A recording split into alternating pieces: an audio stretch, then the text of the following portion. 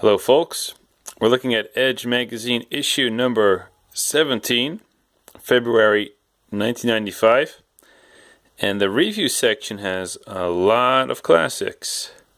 So let's take a look at that.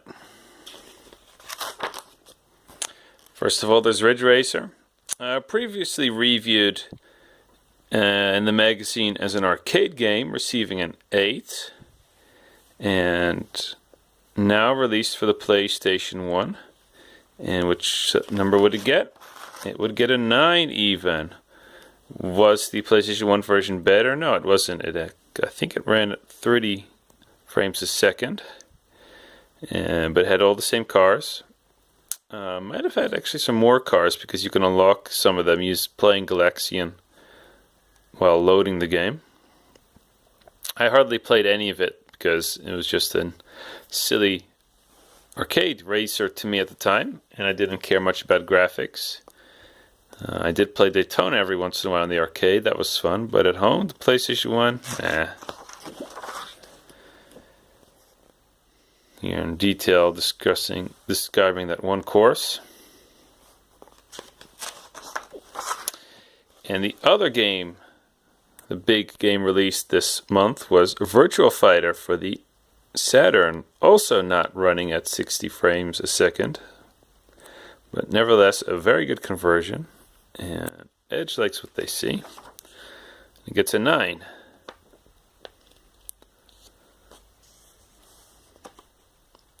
And Virtua Fighter was one of the first fighting games which incorporated a high, mid, low fighting kind of scheme, which would later define 3D fighting games. No fireballs, just attacks with different properties, and lots of mind games trying to figure out which move would beat which move.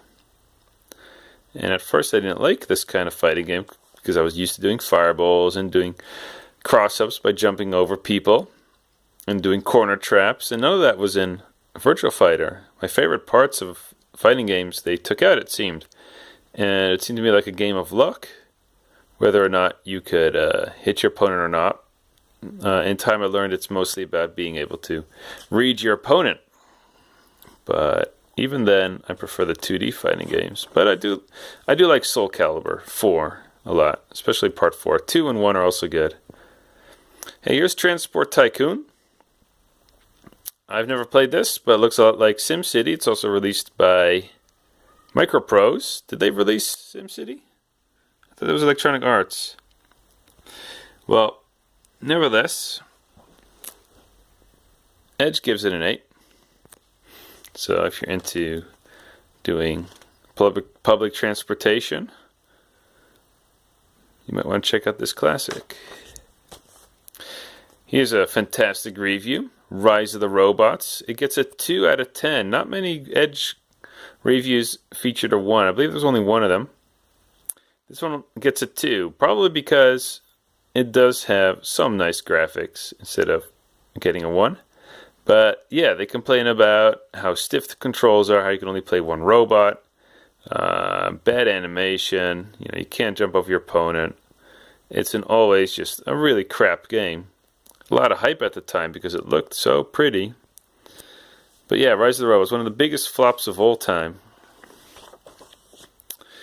King of Fighters 1994, the very first King of Fighters. It featured 24 characters from the roster of Fatal Fury and Art of Fighting.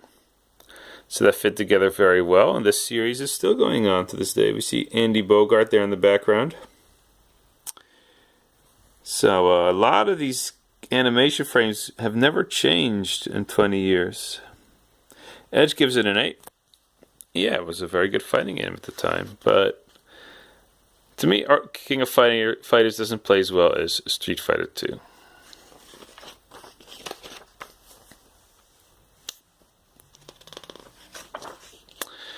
Creature Shock. This is not an on-rail shooter, I believe. I do believe you can turn on 360 degrees, but still a lot of pre-rendered sprites used and pre-rendered backgrounds.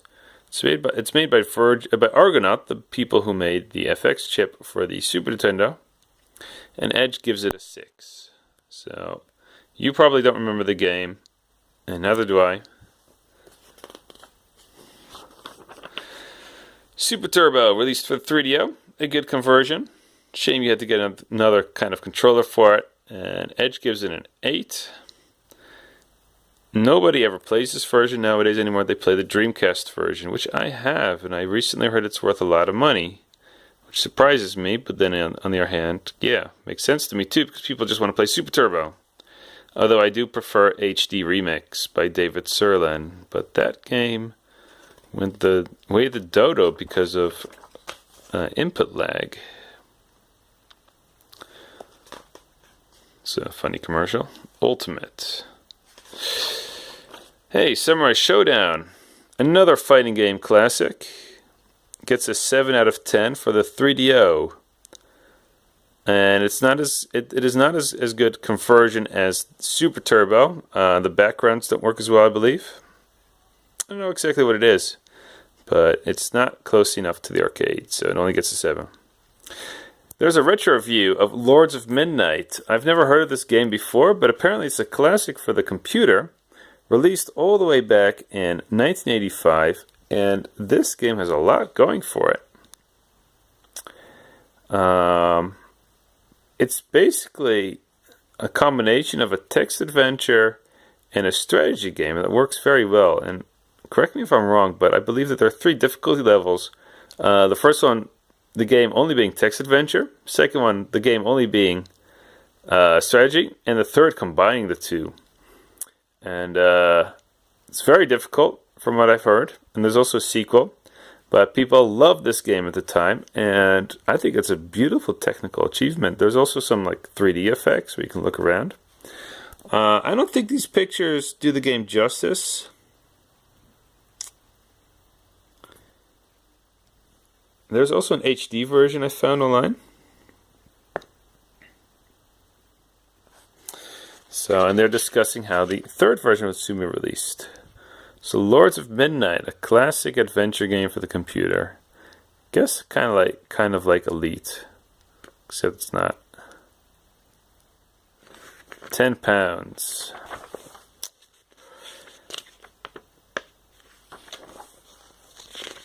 Lots of commercials.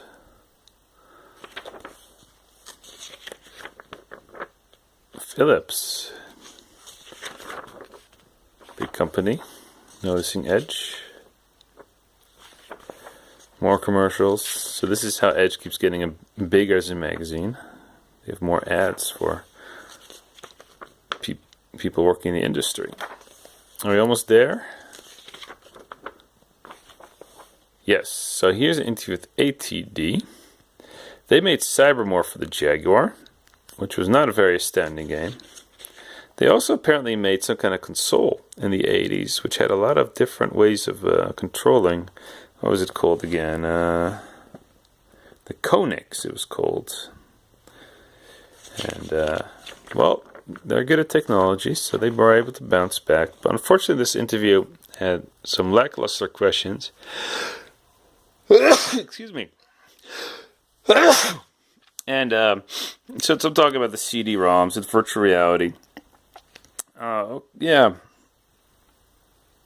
they seem to be quite vainglorious in this interview, but I've never heard of any of their other work. And they don't really have good answers to the questions, so I guess they didn't know really what they were doing.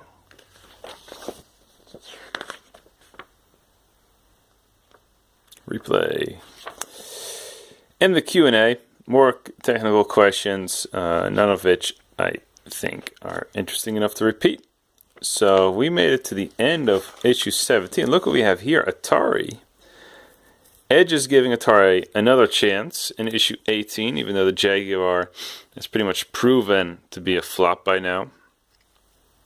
It had plenty of time to prove it could have been better than the PlayStation.